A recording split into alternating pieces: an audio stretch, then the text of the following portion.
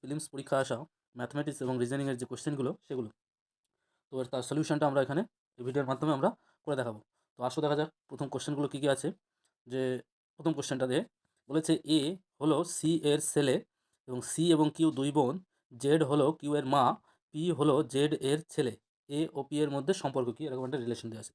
তাহলে এটা যদি আমি ভালোভাবে লিখে নিই দেখো সম্পর্কগুলো আমাদের কী আছে, যে না এ আছে, এ হলো সি এর ছেলে, তাহলে এখানে সি থাকবে, সি এর ছেলে, এবং সি এবং কিউ দুই বোন, সি এবং কিউ হচ্ছে দুই বোন, তাহলে হচ্ছে কিউ হচ্ছে দুই বোন।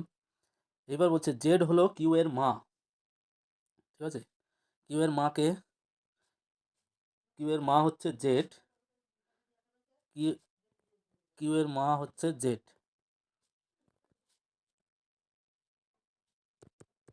দেখো কিউ এর মা হচ্ছে জেড। আর বলেছে কি জেড, পি হলো জেড এর ছেলে, তাহলে জেড এর ছেলে হচ্ছে পি। এবার আমাদের প্রশ্ন করছে এ আর পি এর মধ্যে কি সম্পর্ক হবে। তাহলে দেখো জেড এর মা, কিউ এর মা হচ্ছে জেড, আবার পি, সি এবং কিউ হচ্ছে দুই বোন, তাহলে সি এরও মা হচ্ছে জেড, আবার তাহলে কি জেড এর হচ্ছে দুজন মেয়ে আছে সি এবং কিউ, আবার বলছে জেড এর একজন ছেলে আছে পি, তাহলে এই যে পি, সি এবং কিউ এরা হচ্ছে তিন বোন, তিন ভাই বোন আর কি, ঠিক আছে, এরা তিন ভাই বোন। এবার বলছে সি এর ছেলে হচ্ছে এ আর সি এর ভাই হচ্ছে পি, তাহলে এ এবং ভাইয়ের মধ্যে কী সম্পর্ক, মামার সম্পর্ক, তাহলে এ, পি হলো এ এর মামা, তাহলে আমাদের সঠিক অ্যান্সার কোনটা হবে, সঠিক অ্যান্সার হবে অপশন বি, মামা। বোঝা গেল। চলে আসছি পরের কোশ্চেনে। দেখো কী বলেছে, বলেছে একটি নির্দিষ্ট নিয়ম মেনে নিচের টেবিলে সংখ্যাগুলি বসানো হয়েছে, প্রশ্নবোধক স্থানে কোন চিহ্ন, মানে চিহ্নিত স্থানে সঠিক সংখ্যাটি কত হবে। তো এদের মধ্যে থেকে এরকম অপশান দেওয়া আছে। দেখো আমি সংখ্যাগুলো লিখে নিই, 5 আছে, 9 আছে, 14 আছে, 20 আছে, আর এখানে 9 আছে, 17 আছে, 27 আছে, প্রশ্নবোধক চিহ্ন আছে।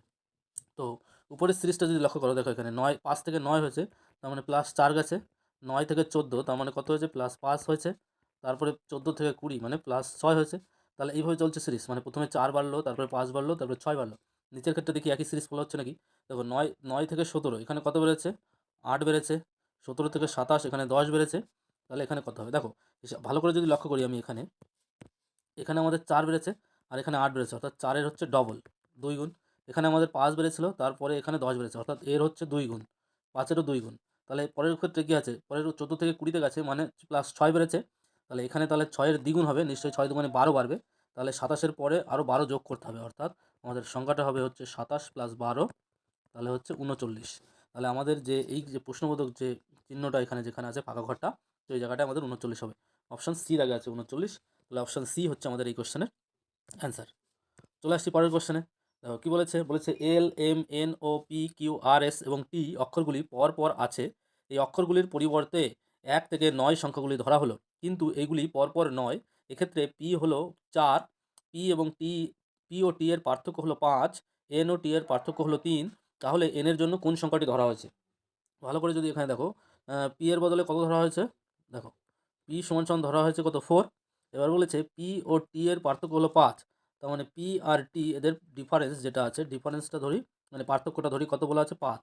তাহলে দেখো টি এর মান কত হতে পারে, এখান থেকে টি এর মান হতে পারে হয় -1 হবে, অথবা 9 হবে, কিন্তু -1 যেহেতু এখানে দেওয়া নেই, 1 থেকে 9 পর্যন্ত সংখ্যা, তাহলে এখানে 9 হবে, অর্থাৎ পি এর মান এখানে যে 1 যেটা আছে, -1 যেটা আছে সেটা হবে না, ঠিক আছে, অর্থাৎ টি এর মান আমাদের হবে কত, 9। আবার বলেছে যে এন ও টি এর মধ্যে পার্থক্য, অর্থাৎ এন ও টি এদের মধ্যে পার্থক্য আছে 3, তাহলে টি এর মান যেহেতু আমি পেয়েছি 9, তাহলে এন থেকে যদি আমরা 9 বাদ দিই তাহলে কত হচ্ছে, 3, তাহলে এন এর মান কত হতে পারে, এন এর মান হতে পারে, এক হচ্ছে 9 আর 3 12 হতে পারে, অথবা যদি এরকম ধরি 9 মাইনাস এন সেটা সমান 3, তাহলে এন সমান কত হতে পারে, 6। তাহলে এক্ষেত্রে এন এর মান 6, এন এর মান 12 দুটো হতে পারে, কিন্তু আমাদের বলেছে 1 থেকে 9 পর্যন্ত সংখ্যা, অর্থাৎ এন এর মান 12 হতে পারে না, তাহলে এন এর মান কত হচ্ছে, এন এর মান অবশ্যই 6 হবে। তাহলে এক্ষেত্রে এন এর জন্য কোন সংখ্যাটি ধরা হয়েছে, তাহলে সেটা হচ্ছে অপশান ডিতে আছে, তাহলে অপশান ডি হচ্ছে এই কোশ্চেনের অ্যান্সার। বুঝতে পারলে। চলে আসছি পরের কোশ্চেনে। দেখো কী বলেছে, বলেছে যে একটি শুয়োপোকা মাটি থেকে 75 ইঞ্চি উঁচু একটি খুঁটি বেয়ে উঠছে, দিনের বেলায় সে 5 ইঞ্চি উপরে ওঠে আবার রাতের বেলায় 4 ইঞ্চি করে নেমে যায়, তাহলে সে খুঁটির উপরে প্রথম কখন পৌঁছাবে? তাহলে দেখো, প্রথমে হচ্ছে 75, টোটাল হচ্ছে আমাদের 75 সেন্টিমিটার দৈর্ঘ্য আছে। তাহলে প্রথমে 5 ইঞ্চি করে নামছে, 5 ইঞ্চি করে উঠছে, তাহলে গেইন হচ্ছে 5, আর 4 ইঞ্চি করে নেমে যাচ্ছে, তাহলে মাইনাস হবে 4। তাহলে প্রতিদিন সে গেইন করছে কত? মানে একদিনে সে 1 সেন্টিমিটার করে করছে। তাহলে এরকম করে তাহলে মানে 70 দিনে কত যাবে সে? তাহলে 70 দিনে গেলে 70 সেন্টিমিটার উঠে যাবে, 1 সেন্টিমিটার করে যাচ্ছে। তাহলে 70 সেন্টিমিটার উঠতে গেলে 70 দিন লাগবে। এইবার যখন 70 হয়ে গেল, তাহলে এখানে ভালো করে দেখো, এটা যদি 70 হয়, এখানে হচ্ছে 75, টোটাল হাইটটা 75, তাহলে 70 দিনের মাথায় এখানে চলে এসছে। তাহলে এরপরে 70-এর পরে যখন 71 দিন শুরু হবে, তখন দিনের বেলায় সে 5 ইঞ্চি উপরে উঠে যাবে, অর্থাৎ 75 সেন্টিমিটার আগায় চলে যাবে। তাহলে 70 আর এখানে 1 দিন, টোটাল হচ্ছে কোথায়? 71তম দিনে গিয়ে সে প্রথম খুঁটির উপরে পৌঁছে যাবে। তাহলে এটার অ্যান্সার কী হচ্ছে? 71তম দিন। অপশান বি হচ্ছে এই কোশ্চেনের অ্যান্সার। আশা করি বুঝতে পারলে। চলে আসছি পরের কোশ্চেনে। দেখো কী বলেছে। পরের কোশ্চেন বলেছে ক্ষুদ্রতম সংমিশ্রণ সংখ্যা। এখানে সংমিশ্রণ হচ্ছে, অ্যাকচুয়ালি সংমিশ্রণ কথা হচ্ছে কম্পোজিট। ক্ষুদ্রতম কম্পোজিট নাম্বারটা হচ্ছে আমাদের 4 হবে অ্যান্সার। কারণ কি, কম্পোজিট বা তোমার হচ্ছে যৌগিক সংখ্যা হচ্ছে এমন একটি পূর্ণ সংখ্যা যাকে হচ্ছে 1 এবং সেই সংখ্যা ছাড়া অন্য অন্য কোনো সংখ্যা দ্বারা ভাগ করা যায়। যেমন 1 হচ্ছে সবথেকে কী হচ্ছে, 1 কোনো মৌলিক সংখ্যা বা যৌগিক সংখ্যা নয়। 2 হচ্ছে সবথেকে ক্ষুদ্রতম মৌলিক সংখ্যা, আর 3 হচ্ছে দ্বিতীয় মৌলিক সংখ্যা ক্ষুদ্রতম, আর 4 হচ্ছে সবথেকে ক্ষুদ্রতম যৌগিক সংখ্যা অর্থাৎ কম্পাউন্ড, যেটা হচ্ছে 1 দিয়েও ভাগ করা যাবে, 4 দিয়েও ভাগ করা যাচ্ছে।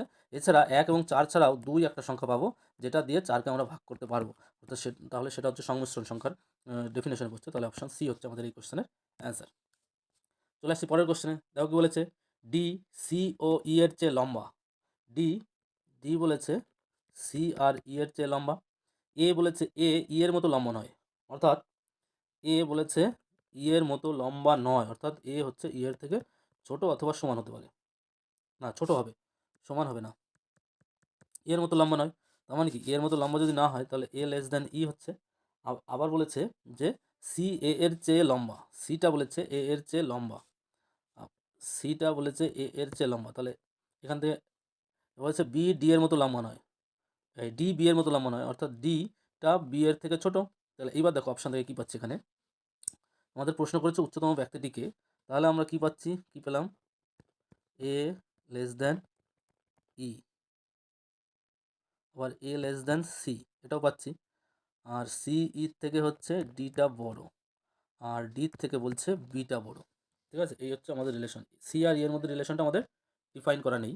তাহলে সবথেকে উচ্চতম ব্যক্তিটা কি? সবথেকে উচ্চতম ব্যক্তি, ডি হচ্ছে বি এর মতো লম্বা নয়। না, এখানে বলেছে সবথেকে উচ্চতম না, দ্বিতীয় উচ্চতম ব্যক্তিটা কার? দ্বিতীয় উচ্চতম, সবথেকে উচ্চতম ব্যক্তি হচ্ছে বি, দ্বিতীয় উচ্চতম ব্যক্তিটা হচ্ছে ডি। অর্থাৎ আমাদের অপশান ডি হচ্ছে, মানে ডিটা হবে অ্যান্সার। তাহলে অপশান সি হচ্ছে আমাদের ইকুয়েশন। সি দাগে দেখো অপশন আচ্ছা ডি, তাহলে দ্বিতীয় উচ্চতম ব্যক্তিটাকে, দ্বিতীয় উচ্চতম ব্যক্তিটা হচ্ছে ডি, এবং সেটা তাহলে অপশানটা হচ্ছে আমরা কী করবো, সি। পরের কোশ্চেন চলে আসছি। দেখো কী বলেছে, বলেছে যে ধরুন x1 x2 এরকম করতে করতে x100 এরকম 100টি সংখ্যা আছে, যাতে সকল আয়ের জন্য, এবার বলছে xi+1 ইকুয়ালস টু 100 হয়। এবার বলছে যদি x10 ইকুয়ালস টু 1 হয়, তবে x1 কত হবে? অপশান দেখো, আমাদের কি আছে, বলেছে xi+1, ঠিক আছে, এটার জন্য xi+1 ইকুয়ালস টু 100, অর্থাৎ আমরা বলতে পারি x1 + x2 ইকুয়ালস টু 100, আবার x2 + x3 ইকুয়ালস টু 100, এরকম করে করে চলছে। তাহলে x99 + x 100 ইকুয়ালস টু 100 গেল।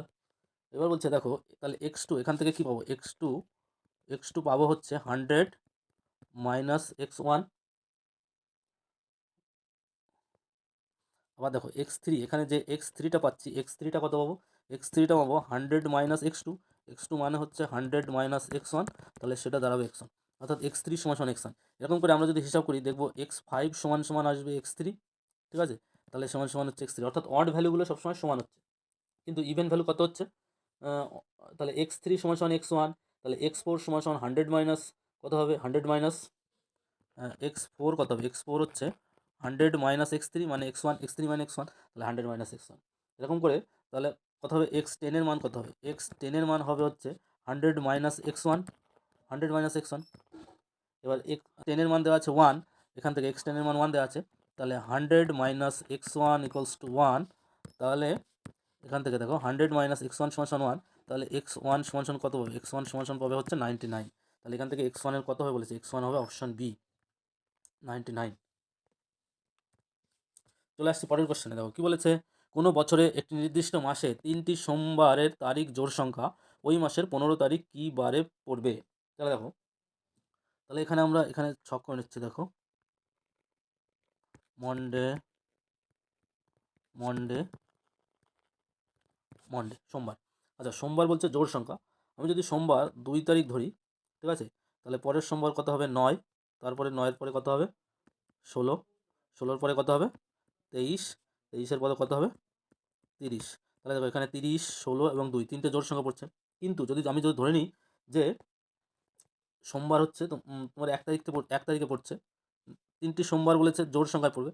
1 তারিখে যদি সোমবার ধরি তাহলে 2 তারিখ, 1-এর পরে কত হবে, 1-এর পরে হচ্ছে 8 তারিখ সোমবার পড়বে, 8-এর পরে কত তারিখ পড়বে 15 তারিখ পড়বে, 15-এর পরে 23 তারিখ, 22 তারিখ পড়বে, 22-এর পরে 29 তারিখ পড়বে, আর তারপরে ওটা 31 তারিখ বা 30 তারিখ ছাড়িয়ে চলে যাবে। অর্থাৎ কটা সোমবার পড়ছে, 8, 22, অর্থাৎ দুটো সোমবার পড়ছে।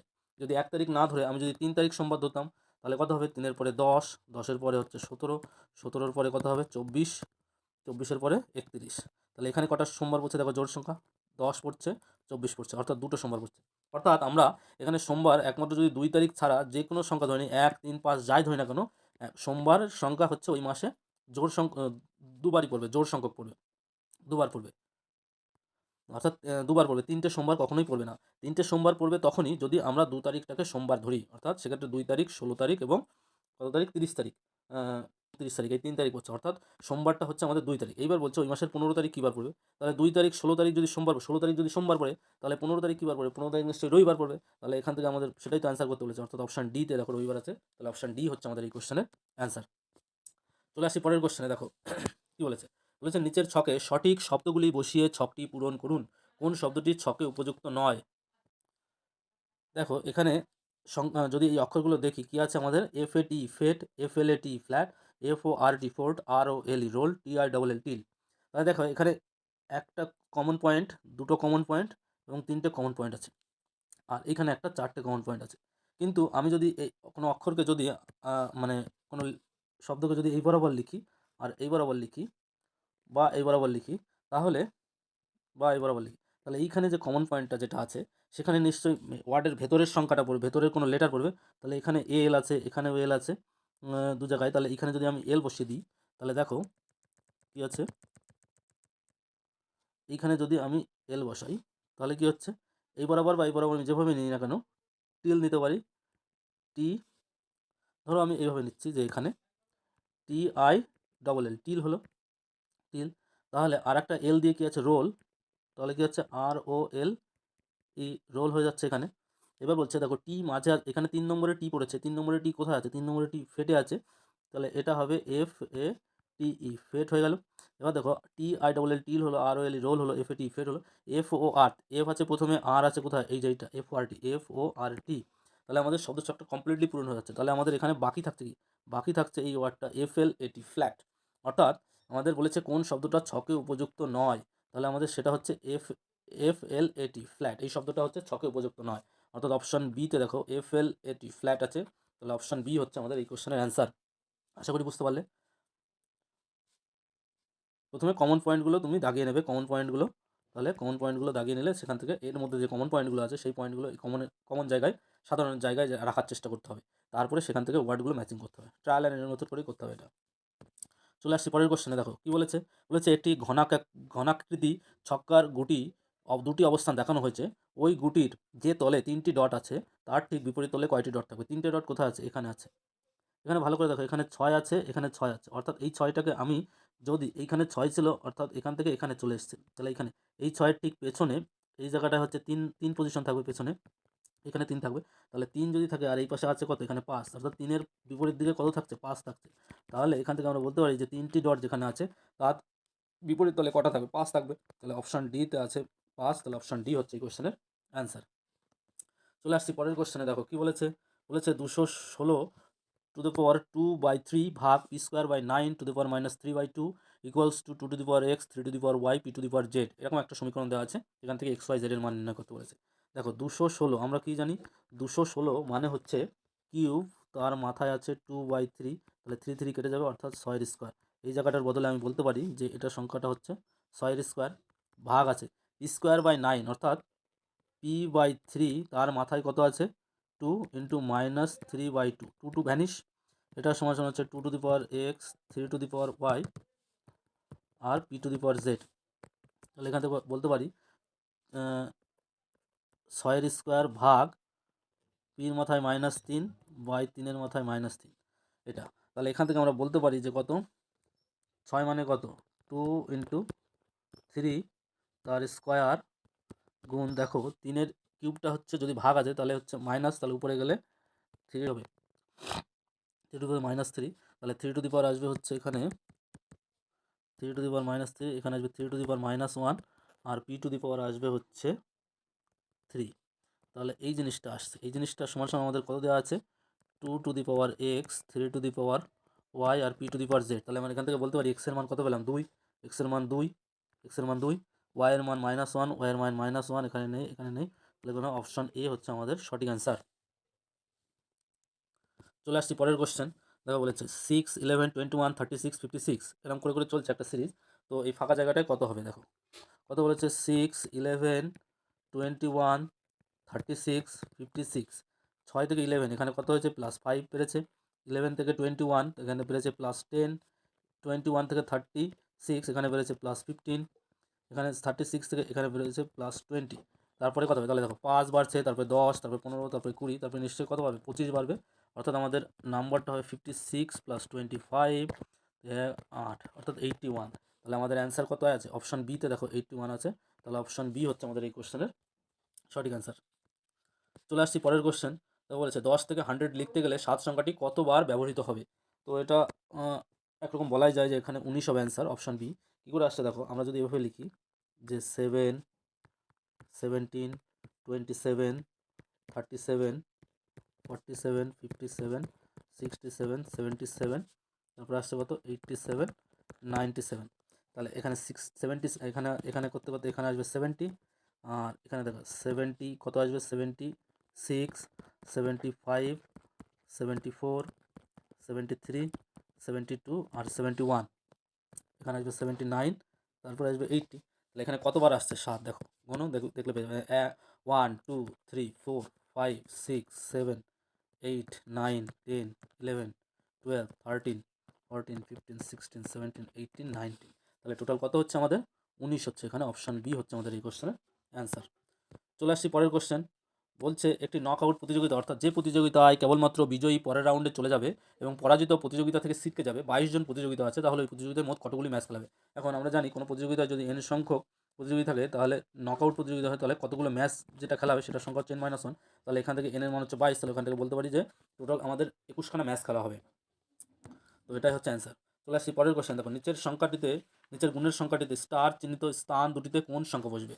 তো এটা যদি করা হয় দেখো এটা একটু ট্রায়াল করে করতে হবে। দেখো এখানে 5 আছে, অর্থাৎ এখানে দেখো -7-9, তারপর আছে এটাকে 5 দিয়ে গুণ করছি, তাহলে দেখো 5 9 কত হচ্ছে 45-এর 5, সাথে 4 থাকবে, ঠিক আছে। তাহলে 4 থাকলে পরে এখানে এমন একটা সংখ্যা হবে, আবার এখানে বলেছে 4 এসছে, তাহলে এখানে এমন একটা সংখ্যা হবে সেটা আর 4 যোগ করে 4 হবে। তাহলে এখানে যদি আমরা 8 বসাই তাহলে 5 এটা কত হচ্ছে 40, 40 আর 4 যোগ করে কত হচ্ছে 44, 44 যোগ করলে 44-এ 4 বসছে, হাতে থাকছে 4, তাহলে এখানে 5 7 আবার 35 হচ্ছে, 35 আর 4 হচ্ছে 39, 39-এর 9 আসছে, এইভাবে আসছে। তাহলে কত হচ্ছে এখানে 8 হবে, তাহলে 8 কোথায় আছে দুটো অপশানে আছে 8, তাহলে অপশান থেকে এলিমিনেট করে দাও, ঠিক আছে। তাহলে বি থাকলো আর সি থাকলো। এবার দেখো এখানে 6 হবে না 4 হবে, এখানে যদি 6 ধরি তাহলে 35-এর 39-এর 9 বসেছিল, হাতে 3 ছিল, তাহলে 5 6 30 আর হচ্ছে 3 33, তাহলে এখানে 6টা সঠিক আর কি, সি এরটা হবে না। তাহলে অপশান বি হচ্ছে আমাদের এই কোশ্চেনের অ্যান্সার। অপশান থেকে করতে হবে, এটা আরও ভালো করতে পারবে তোমরা। চলে আসছি পরের কোশ্চেনে। দেখো কী বলেছে, নিচের কোনটি অন্যদের থেকে আলাদা। তাহলে এখানে দেখো এটা সিম্পল, 27 27 মানে কত হচ্ছে 3-এর কিউব, 64 মানে হচ্ছে 4-এর কিউব, 81 মানে হচ্ছে 9-এর স্কোয়ার, আর এটা মানে হচ্ছে 5-এর কিউব। তাহলে এখান থেকে বোঝা যাচ্ছে একমাত্র 81 এটাই হচ্ছে একটা স্কোয়ার বা বর্গ সংখ্যা, আর বাকিগুলো সব হচ্ছে ঘন সংখ্যা। তাহলে 81 হবে এই কোশ্চেনের সঠিক অ্যান্সার, মানে অপশান সি।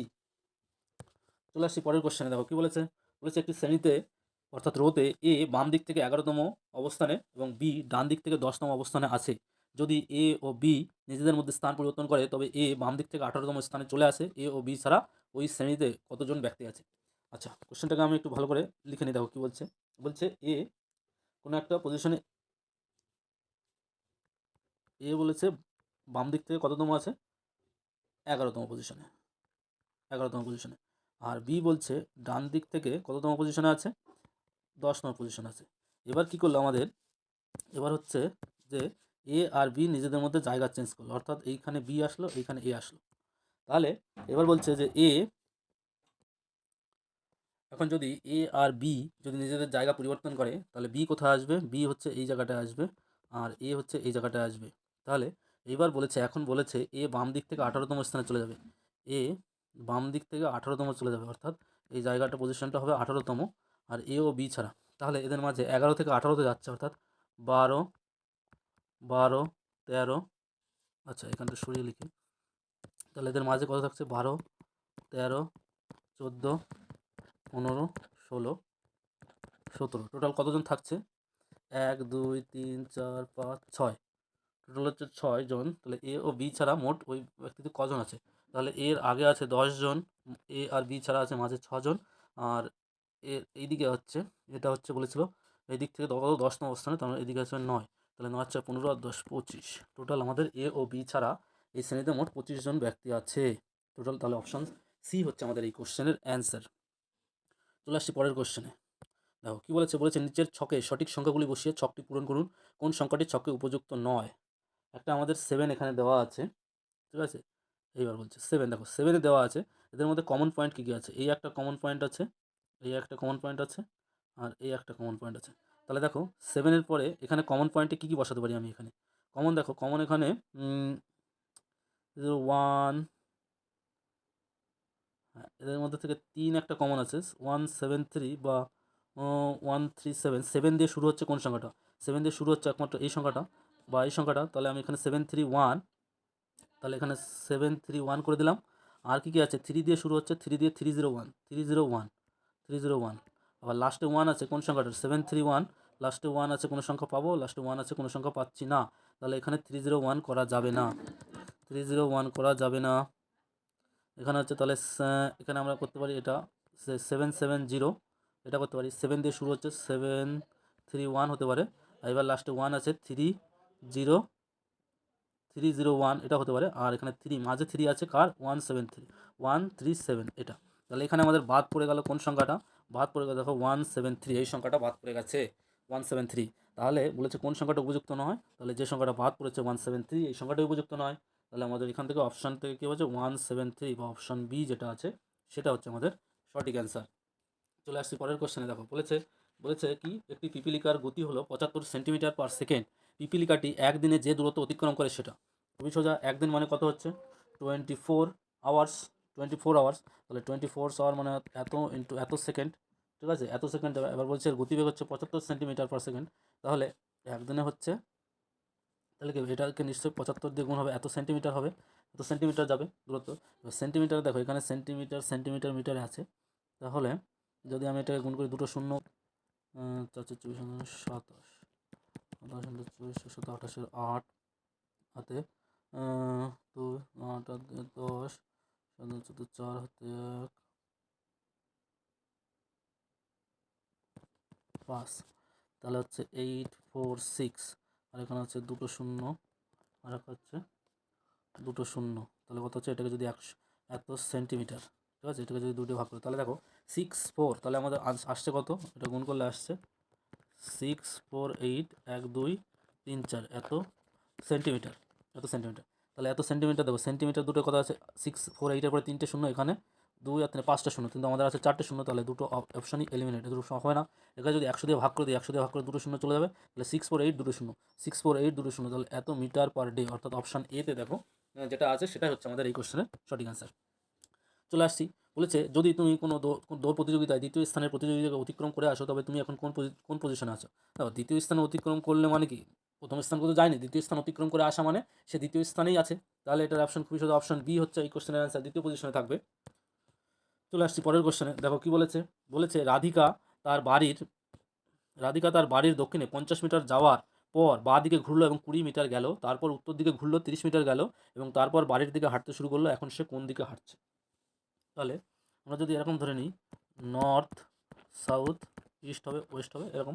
এবার বলছে যে এটা ধরো রাধিকার বাড়ি এই জায়গাটায় আছে, এখান থেকে বলেছে 50 মিটার দক্ষিণে যাচ্ছে, 50 মিটার যাচ্ছে দক্ষিণে, যাওয়ার পরে বাঁ দিকে ঘুরলো, বাঁ দিকে মানে হচ্ছে এইদিকে, এবং 20 মিটার গেল, এদিকে 20 মিটার যাবে, 20 মিটার যাওয়ার পরে যেভাবে হচ্ছে উত্তর দিক, উত্তর দিক কোনটা? এদিকে 30 মিটার আসবে, এদিকে হচ্ছে 30 মিটার যাবে। তাহলে বলছে এখন বাড়ির থেকে কোন পজিশনে থাকবে? বাড়ির থেকে নিশ্চয়ই এই পজিশনে থাকবে এরকম। এখন সে কোন দিকে হাঁটছে? তারপর বাড়ির দিকে হাঁটতে শুরু করলো, অর্থাৎ এই দিকে হাঁটবে, এই দিকে হাঁটবে, এখান থেকে এইদিকে। তাহলে কোন দিকে যাবে সে? এই দিকটা যদি উত্তর হয়, এদিকে উত্তর, তাহলে এই দিক এই বরাবর হাঁটছে, তাহলে উত্তর পশ্চিম দিক বরাবর হাঁটছে। তাহলে অপশান কী আছে? অপশান সিতে উত্তর পশ্চিম আছে। তাহলে অপশান সি হচ্ছে এই কোশ্চেনের অ্যান্সার। চলে আসছি পরের কোশ্চেনে। দেখো পরের কোশ্চেন বলেছে সংখ্যা পিরামিডের প্রতিটি বৃত্তের মধ্যে লিখিত সংখ্যা ঠিক তার নিচের বৃত্তাকার বৃত্তের মধ্যেকার সংখ্যা দুটির যোগফলের সমান। সংখ্যা পিরামিডের প্রতিটি বৃত্তের মধ্যে লিখিত সংখ্যা ঠিক তার নিচের বৃত্তের মধ্যেকার সংখ্যা দুটির যোগফলের সমান। পিরামিডে কয়টি সংখ্যা দেওয়া আছে? পিরামিডে কয়টি সংখ্যা? এইখানে হচ্ছে প্রশ্নবোধক চিহ্ন হবে, এইখানে প্রশ্নবোধক চিহ্ন, এই জায়গাটায় কত হবে সেটা বলেছে। তাহলে দেখো 9 আর এখানে 16 আছে, তাহলে এখানে নিশ্চয়ই 7 হবে, 9-এর সাথে 16। এবার বলছে 7, এইখানে যদি আমি কত ধরি, 16 আছে এই জায়গাটায়, 59, 59কে এই দুটো হচ্ছে কত করা যেতে পারে? দেখো এই দুটোতে 59কে যদি আমি, যদি এখানে হচ্ছে 28 ধরি আর এখানে যদি 31 ধরি,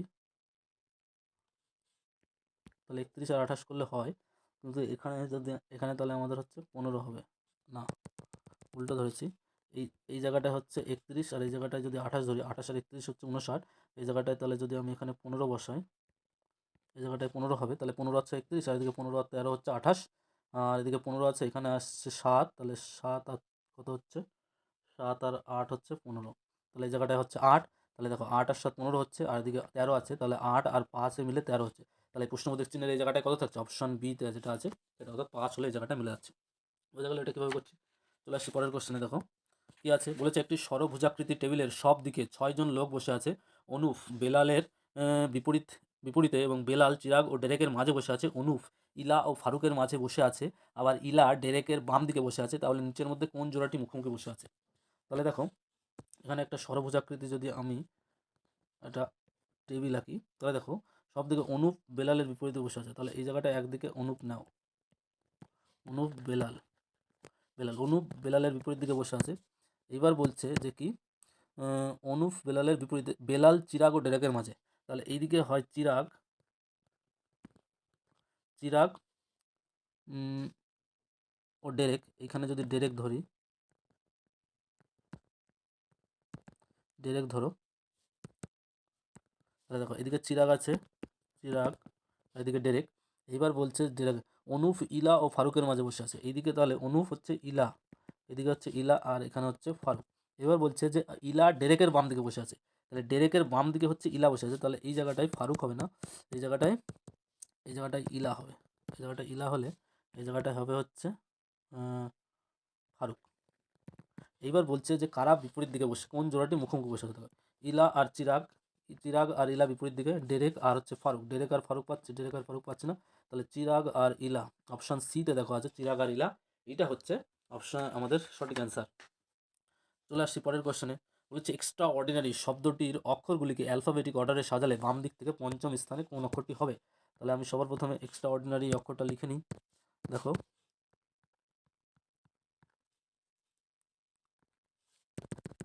আর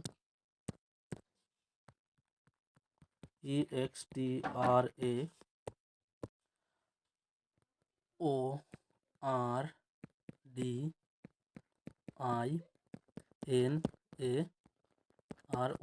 এক্সট্রা অর্ডিনারি।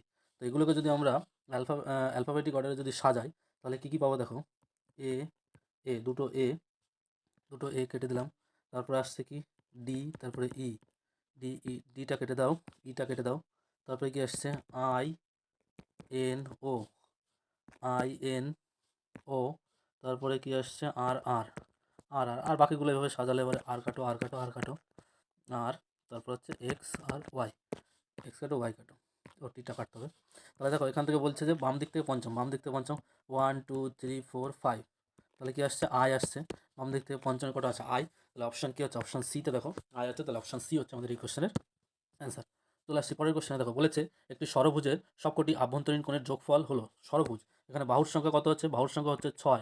অর্থাৎ আমরা একটা সূত্র জানি যে এন সংখ্যক বাহু বিশিষ্ট বহুভুজের যদি ভেতরের অন্তঃকোণের সমষ্টি হচ্ছে 2 × n-2 এত সমকোণ, অর্থাৎ 2 × n-2 এত ইন্টু 90 ডিগ্রি। এখন এন এর মান 6, তাহলে এটা হচ্ছে 4 × 2 8, 8 × 90 ডিগ্রি মানে হচ্ছে 8 9 72, অর্থাৎ 720 ডিগ্রি। 720 ডিগ্রি। যদি কারো সূত্রটা মনে না থাকে তাহলে আমরা জানি আভ্যন্তরীণ কোণ, বহুভুজের বাহুর সংখ্যা কত দেওয়া আছে 6, তাহলে তাহলে ওর এক একটা বহিঃকোণ কত হবে, এক একটা বহিঃকোণ হবে হচ্ছে 360 ডিগ্রি বাই 6, এটা করো 6 দিয়ে 6 6 36, 60 ডিগ্রি। তাহলে এক একটা অন্তঃকোণ কত হবে, আমরা জানি বহিঃকোণ আর অন্তঃকোণ মিলে 180 ডিগ্রি, তাহলে একটা বহিঃকোণ যদি 60 ডিগ্রি হয় তাহলে অন্তঃকোণ হবে হচ্ছে বাদ দাও 60 ডিগ্রি, অর্থাৎ 120 ডিগ্রি। তাহলে বাহু কটা আছে 6টা, তাহলে 6 × 120 ডিগ্রি, এতগুলো অ্যাঙ্গেল থাকবে টোটাল, তাহলে হচ্ছে 6 × 72, 720 ডিগ্রি। তাহলে আমাদের ভেতরের অন্তঃকোণের সমষ্টি হচ্ছে 720 ডিগ্রি। অপশান এ হচ্ছে আমাদের এই কোশ্চেনের অ্যান্সার। চলে আসছি পরের কোশ্চেনে। দেখো কী বলেছে, 1 3 7 15 31 63 এরকম করে ক্রম যাচ্ছে। বলেছে এই ফাঁকা জায়গাটায় কত হবে, তো এটা আমাদের বসাতে হবে। দেখো 1 3 7 15 31 63 63, তাহলে দেখো এখানে +2 বেড়েছে, এখানে হচ্ছে 4, এখানে 8, তারপরে কত আসছে দেখবে 16, তারপরে কত আসবে এখানে 32। তাহলে দেখো যা আছে তার ডবল হয়ে যাচ্ছে, 2 ছিল, 2 এর ডবল 4, 4 এর ডবল 8, 8 এর ডবল হচ্ছে 16, 16 এর ডবল 32, তাহলে এখানে নিশ্চয়ই 32 এর ডবল 64। অর্থাৎ আমাদের নেক্সট যে সংখ্যাটা হবে সেটা হচ্ছে 63-এর সঙ্গে আমাদের 64 যোগ করতে হবে, তাহলে হবে 7 হচ্ছে 12 127, 127 কোথায় আছে, অপশান এতে আছে। তাহলে অপশান এ হচ্ছে আমাদের এই কোশ্চেনের সঠিক অ্যান্সার। চলে আসছি পরের কোশ্চেন। 6 18 72 33 60 21 60 এরকম ক্রমে সাজাতে হবে। তো এর এই জায়গাটায় কত হবে সেটা দেখো 6 18 72 360, তারপরে 2160, এখানে দেখো 6কে 3 দিয়ে গুণ করলে 18 হচ্ছে 318, 18কে যদি 3 দিয়ে করি 3 18 হচ্ছে না, 18কে যদি 4 দিয়ে করি 4 18 72, ঠিক আছে। তারপরে হচ্ছে এটাকে যে 72কে যদি 5 দিয়ে গুণ করি 5 72, এটা হচ্ছে 360। তারপরে 360কে যদি 6 দিয়ে গুণ করি দেখো 2160 এরকম আসবে। তাহলে কত হচ্ছে, প্রথমে 3 দিয়ে গুণ, তারপরে 4 দিয়ে গুণ, তারপরে 5 দিয়ে গুণ, তারপরে 6 দিয়ে গুণ, তারপর এটা নিশ্চয়ই কত 7 দিয়ে গুণ হবে, অর্থাৎ 217। এটাকে যদি আমরা 7 দিয়ে গুণ করি তাহলে যেটা আসবে সেটা অর্থাৎ 0 6 42 2 হাতে 4 11 1 হাতে 1 7 14 1 15 512120, অর্থাৎ অপশান ডিতে দেখো যেটা আছে সেটা হচ্ছে এই কোশ্চেনের অ্যান্সার। বোঝা গেল, সেটা মিস হয়ে গেছে। বলছে যে জন হ্যারিস, দেখে নিও, জন হ্যারিস ও জোসেফ বিভিন্ন বয়সের 3 ভাই দেওয়া আছে। একটা দেওয়া আছে অ্যারিস সবার বড়, জোসেফ সবার বড় নয়, আর জন সবার ছোট নয়, তবে কে সবার ছোট। এ অপশানে আছে অ্যারিস, বি অপশানে জন, সি অপশানে জোসেফ, এবং দেহতত্ত্ব থেকে এটি বলার সম্ভাবনা এটা ডি অপশানে আছে। তো এটা যদি আমি এটাকে যদি সাজাই যে অ্যারিস হচ্ছে সবার বড়, তাহলে সবার বড় হচ্ছে অ্যারিস, সবার বড় হচ্ছে অ্যারিস, অ্যারিস সবার বড়। আর এবার বলছে জোসেফ সবার বড় নয়, তাহলে অ্যারিসের পরে হচ্ছে জোসেফ থাকবে, কিন্তু সে সবার বড় নয়, তাহলে অ্যারিসের নিচেই থাকবে। আর বলছে জন সবার ছোট নয়, জন সবার ছোট নয়, তাহলে নিশ্চয়ই জোসেফের আগে জন থাকবে। তাহলে দেখো জোসেফ তাহলে সবথেকে হচ্ছে ছোটোকে, সবথেকে ছোটো হচ্ছে জোসেফ হবে, তাহলে অপশান সিতে দেওয়া ছিল জোসেফ, তাহলে অপশান সি হবে এই কোশ্চেনের অ্যান্সার। তো এই ছিল আমাদের টোটাল 28টা কোশ্চেন 2020 সালের। এটিকে লাইক করে দিও, বন্ধুদের মাঝে শেয়ার করো, আর চ্যানেল নতুন হয়ে থাকলে অবশ্যই চ্যানেলটিকে সাবস্ক্রাইব করে নিও।